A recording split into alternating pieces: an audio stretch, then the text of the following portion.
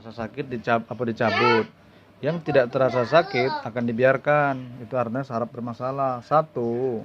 Ini diem wae. Yang ini 2. ada apa ya? Bu, Agak dikit. ada ya. Ini cabut karena sudah ngejut. Nah, sini kita. Tahan ini ya.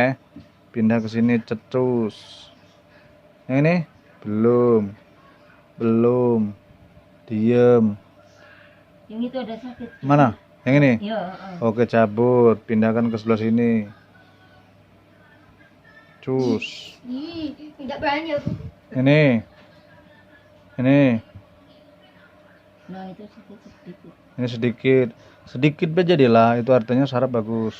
Yang ini belum galau-galau. Nah, ini namanya pengobatan bekam. Yang bekam itu ini bekasnya akupuntur, yang ini dia jarum akupuntur.